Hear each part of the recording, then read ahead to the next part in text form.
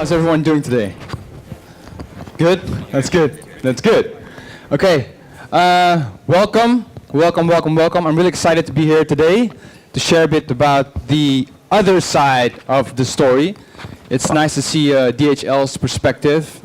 Today I want to share a bit more about the e-commerce perspective, also on logistics, and share a bit on our journey that we've gone through in the last 2 years. The lights are very bright, by the way. I feel like a chicken in the oven.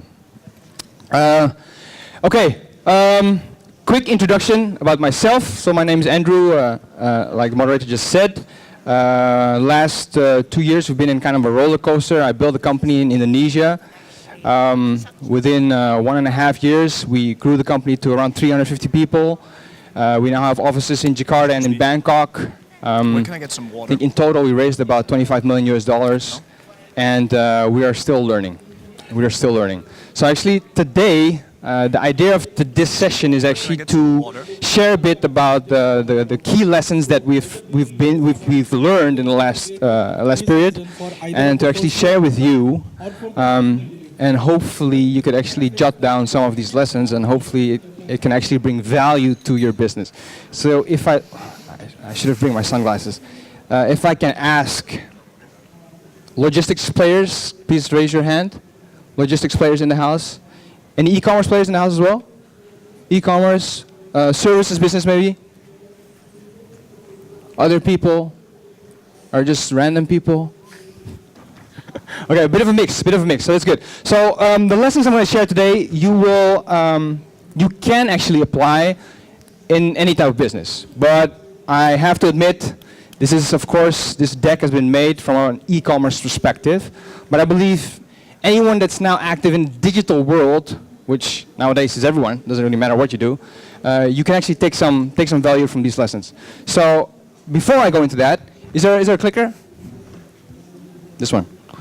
I want to talk about something which has nothing to do with digital, and that is this. This. Okay. This is kind of a quiz I want to do. Does anyone know who painted this painting? You do know, sir? Who? That's right. Mr. Andy? Yes, Mr. Andy. Okay, so Picasso painted this painting. Why do I show this painting? Picasso painted this painting actually in a span of 24 hours. And I want to share this story because this is actually holds the record of the most expensive painting which ever was sold for an amount of $106 million US. So the story I want to share with you is about Picasso. Picasso was walking in a small village in Spain, and someone came up to Picasso. He said, "Mr. Picasso, can you draw me something? Can you draw me something, a small drawing?" So he says like, no, I'm busy, I don't have any time. But Mr. Picasso, please just draw me a tree or draw me a fruit, it doesn't really matter. So eventually Mr. Picasso says, okay, good friend, I'll just draw you a tree. Here you are. So he gives the person the picture of a tree. So then this guy says, thank you very much, Mr. Picasso, I'm honored, and he walks away. Mr. Picasso then says, but dear friend, you forgot something.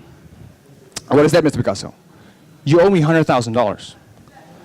But Mr. Picasso, this took you like 3 seconds to draw this tree. And then Mr. Picasso replied by the legendary words where he says, but it took me 30 years to do this in 30 seconds. So what this has to do with e-commerce, I'll come back to it later. But just keep Mr. Picasso in mind, keep this $106 million US in mind. I know in this time of fundraising, everyone is raising millions of dollars. It's almost like a dollar doesn't have any value anymore, but 106 million is a lot of money. Okay, so in the digital world, it is a jungle, and currently I also advise a lot of retail companies on their way of entering the digital world, and I always ask them actually, in this world where there are over 1 billion different websites, what are you going to do, or what value are you going to bring to your visitors so that they will come to you. And it's not an easy game. I mean, not everyone has the Alibaba / Lazada type of pockets to burn the money to get customers.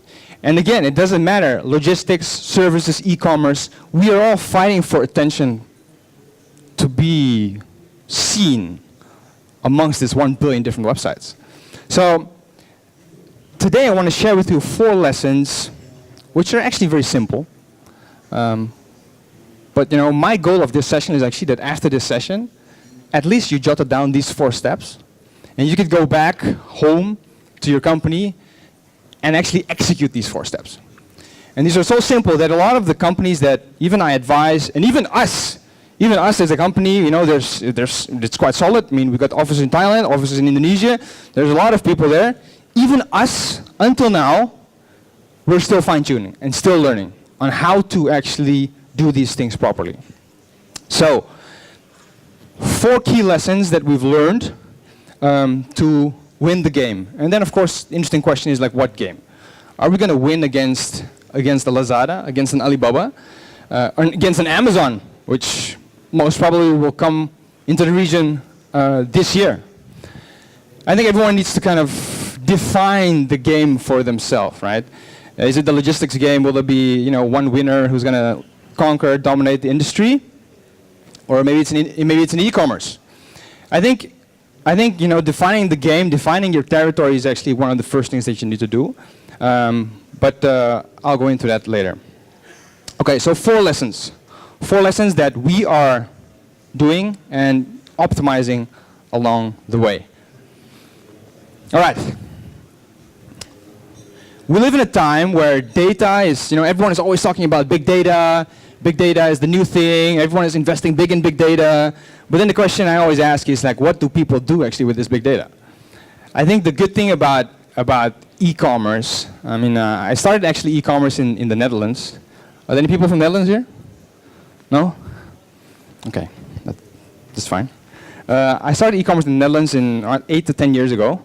And the tools that are, even those 8 to 10 years, the tools that are now available to kind of understand this overload of data which is now available online, to understand this data and do something with it are phenomenal.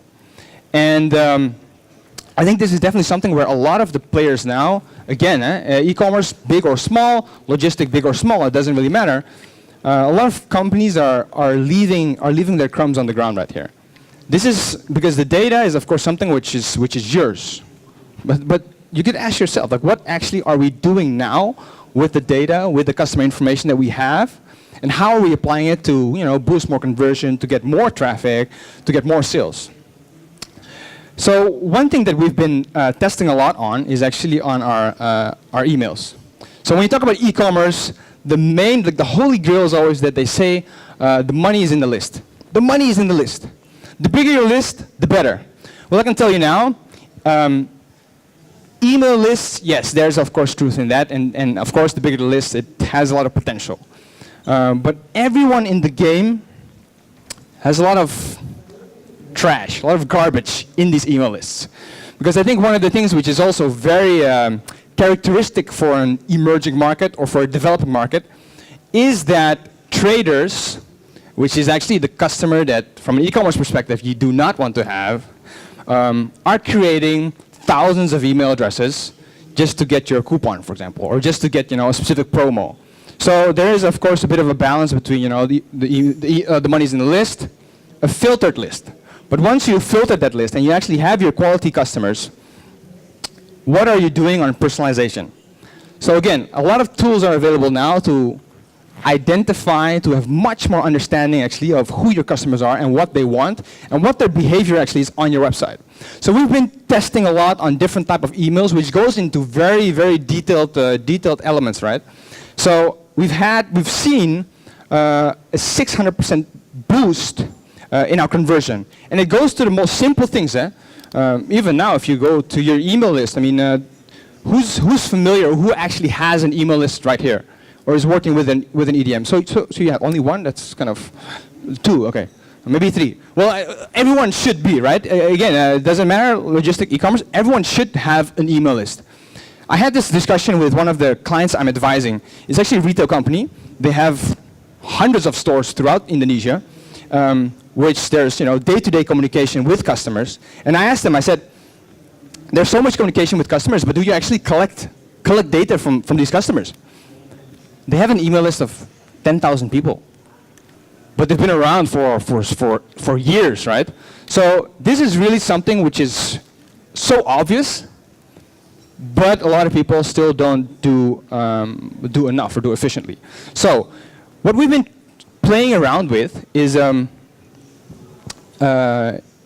personalizing the emails. So instead of just saying hi, dear customer, really look at the names that are the names of customers. Look at their buying behavior. So for example, this is just an example, but I think it's a really good example, and I can tell you with 100% guarantee, if you do this, this will make you millions of dollars. So this sounds so simple that a lot of people will say, oh yeah, really? Is it really going to happen? I will tell you, if you will test now these type of emails and you go from dear customer to hi Andrew, I saw actually, or no, I saw, hi Andrew, we know you love TRX workouts. Check out our new TRX accessories on sale this week. Yeah? And if we just compare that email with a general email, I can tell you now, it will make you millions of dollars. And that's something which I'm 200% guaranteed of. So this is really something you need to test. But again, coming back to my statement before where we say, okay, there's a lot of data around. How do we use the data? Even something as simple as a Google Analytics. A Google Analytics, which is like a free tool from Google. How do we use actually that data, right? I think now is the time where we can go very deep in customers' behavior, and from that data, we need to apply, we need to take action to help us serve these customers better. So, EDM, electronic direct mail. Don't mix it up with electronic dance music. Okay, so words, right? This is an example which I think is crucial, because now you say here, okay, how we end an email? How do we end an email? Bye-bye, kind regards, best, see you soon, hope you buy something in my shop. What you see here is actually the response rate. So now you might say, right, from a thanks in advance with a 65.7% to a best, it's just what, 14% difference? 14% doesn't sound a lot. But if your database is like 1 million big, and you do a couple of $1 million a month in sales, 14% could have quite some impact, and you could buy, you could invest quite properly in your company. So these small tweaks, and again, I actually subscribe to all the big e-commerce companies, from big to small. Everyone does it differently. But I think you need to be very careful, if we say, oh, there's like 1 billion different websites. And our traffic every month is a couple of million unique visitors. But all these visitors are actually just, they're people, they're real people. And I think in this time where, where there's a lot of fundraising going on, it's a jungle out there, and the one has higher conversions than the other. Everyone is like fighting for the bigger the better. Let's just go down to actually, we are serving customers. And as any e-commerce company, sometimes we live in this age where we need to hit a certain number to eventually also, be accountable to our shareholders, to our investors. But there's always a balance between the two, because I believe we serve customers, and as an e-commerce company, as a logistics company, as any type of company, bringing value to our users is actually the end game. And sometimes, me personally, also forget it, because we're so into the details and so into the numbers. But an Excel sheet does not make a business. So let's not forget, it's always emotion. And the more we can tickle that emotion, the more we understand that emotion, the more people will buy. The more people will sign up, the more people, even if you do B2B, the more you understand your B2B customer, the more sales you will be doing, the more conversion you'll be doing. So let's definitely not forget that one. So personalization. Number 2. I have a son. I actually have 2 boys. The youngest is 2, and the oldest is 4. So my oldest is 4. My oldest is 4, but he already knows how to unlock my phone, how to delete apps. And just now, or yesterday, we're eating, and I said, can I have a bit of your pancake? And he's like, yeah, of course. Sharing is caring, Pa. Sharing is caring. This is my son who's like 4 years old. With this, I just want to share, I just want to make a statement on this generation that we're serving, and especially within the e-commerce industry. This millennial generation, which is only about sharing and caring, and everything is on social media. The sales that e-commerce companies are doing now are more and more driven by platforms which are outside of the e-commerce itself. So this whole social commerce movement is, for everyone that is in the game, is something we need to be very aware of. And understanding, because even like I was reading one article that had like a very interesting report on the future of e-commerce. I think if you look at e-commerce and you go back, 5 years back, a lot of it is driven by paid advertisement. You invest $1 there, you get like 50 cents in sales, for example. But now more and more you see these new startups, you see new e-commerce companies who are utilizing and actually leveraging social media to boost awareness, to boost conversion. And this is something we need to be very, very aware of, because this is actually just free. But how well are you doing this whole multi-channel approach where these different platforms, how are they communicating, one, a message of your company, but two, how are they actually boosting or aligning with the conversion of your website? More and more will be done outside. I've seen even in Indonesia, which is very interesting, there's a lot of Instagram e-commerce players. So what does that mean? It actually means that these companies don't even have a website. They don't have a proper website, there's no proper e-commerce, they just have an Instagram account. I'm a fan of TRX workouts, so this is like a cable where you can just hang on. So I bought this through an Instagram account, which is from a user experience, from this UX UI perspective, it sucks, it's really bad.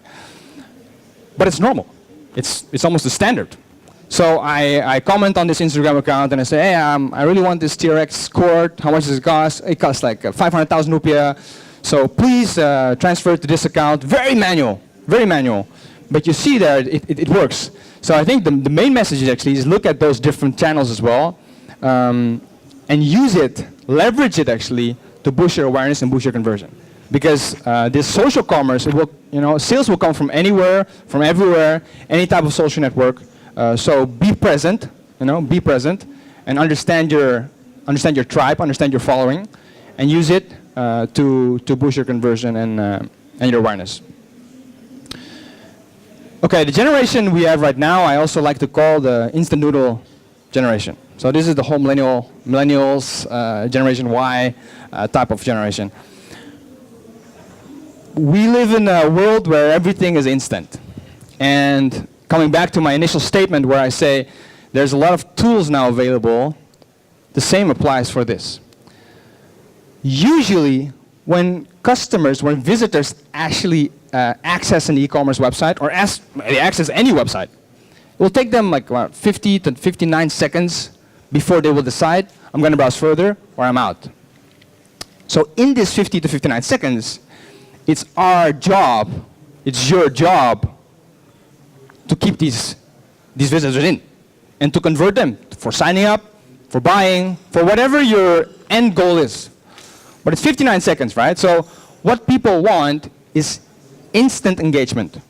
So whether it's on your Facebook even, or on your website, there's again a lot of tools available that could allow you to get this engagement with the customers. But this is what they want. Again, we live in a time of massive distraction.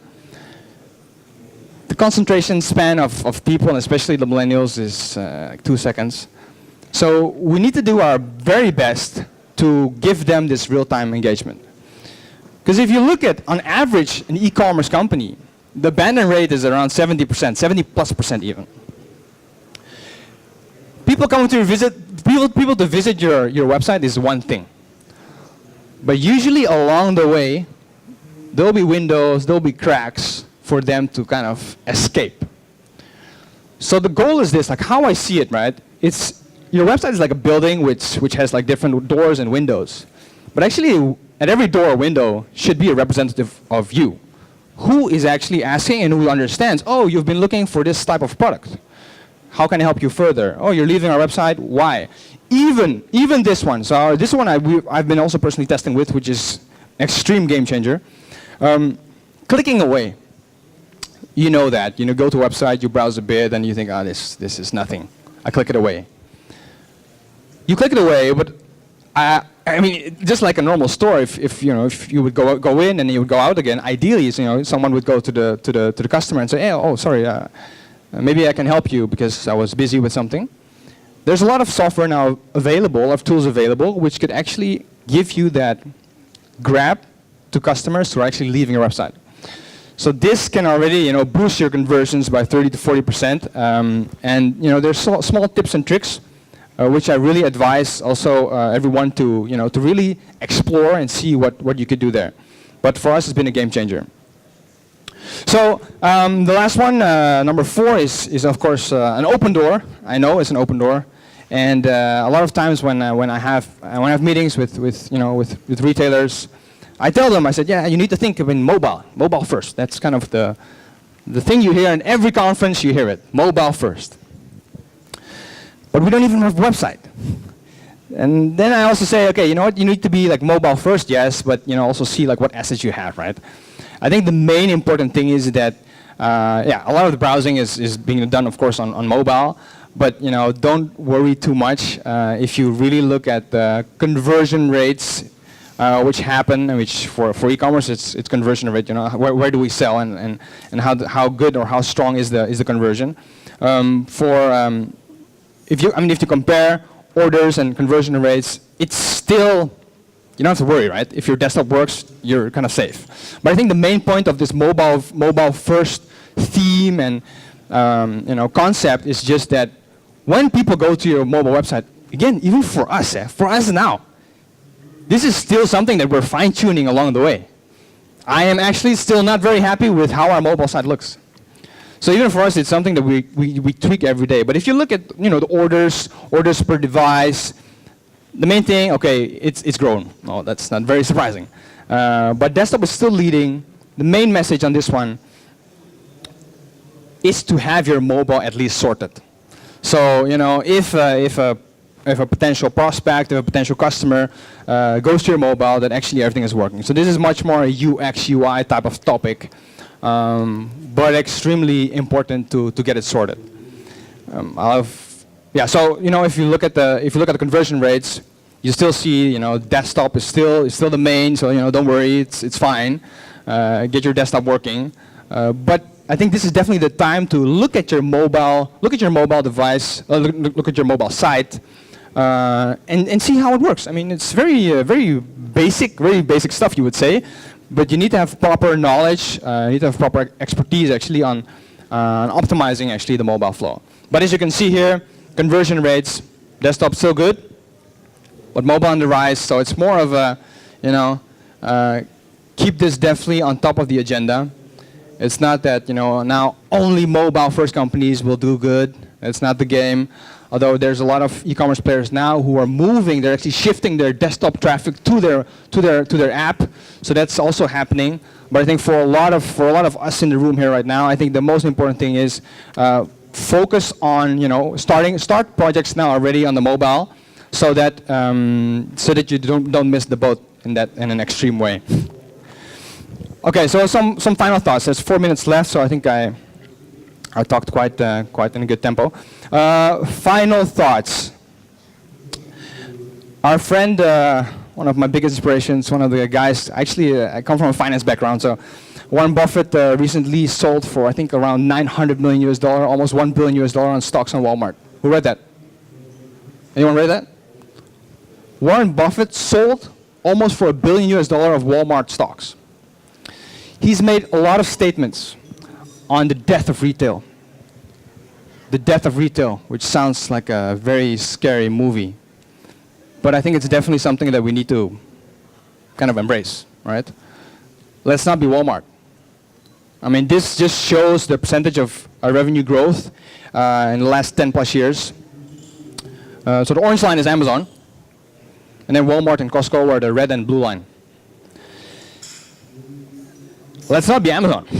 And I think there's, the market is still young. Even if you look at Indonesia, I mean, there's a handful of people who are actually buying online. Maybe around 10 million people who are buying online in a country where there's 250 million people. So that means we're very, very early. I mean, we'd be in the 2006 era, let's say. But this is definitely the time where we look into that, and we, as maybe not originally digital companies, but let's say offline companies that need to go digital or need to have digital presence, let's keep this one on our top priority, and let's not be Amazon. No, let's not be Walmart. Let's be Amazon. Let's not be Walmart. So keep that in mind. And then going back again to Mr. Picasso. So why did I show Mr. Picasso? In this startup industry, like I said in the beginning as well, we want to go big. We want to go big fast. And I always have a lot of respect for companies like Bineka, who've been around for years, and they steadily, build their company, they build their optimization along the way. But as young e-commerce companies, you see the big money coming in. You see Lazada being acquired for $1 billion, and you're like, oh, we need to get on that boat. We need to be there as well. At the end of the day, I think even for us, for everyone here in the room, I think building a masterpiece, and I really see e-commerce as something which is new in the region, which needs specific money, but not everyone has millions of dollars to spend every month to get traffic in their store. But I believe, again, even these 4 principles, which are very simple, but again, I really want to stress this, if you just jotted down these 4 things, and we go back on Monday to our office, and we have teams focus on these 4 things, this will change your game. This will change your online game. If you keep optimizing only these 4 things, and all the rest, just forget the rest. Only these 4 things, because any mastery takes time. Any mastery takes time, and we cannot be Picasso overnight, right? I mean, even Picasso took him a lot of years to make a $106 million painting in 24 hours. And it's something that we need to keep in mind. So if we go back again, I don't know if I can switch it up. But okay, we talked about personalization. Tools are in the market now to do a lot of personalization. Know your customers. Act upon your customers.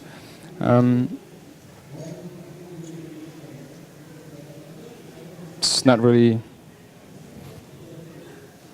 Okay, just quickly. Know your customers. The data is available, but really try to understand how you could use that data to convert better. Right?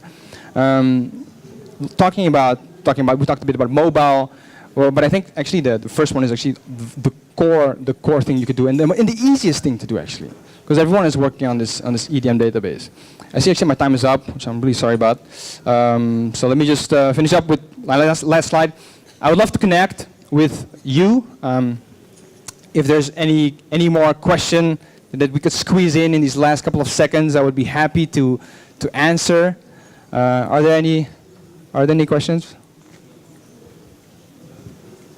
Are we good? Then I would like to thank you very much for this session. No one fell asleep, and I know everyone is looking forward to lunch, which will be served, I think, in a couple of minutes. And I wish you a very great conference. Thank you.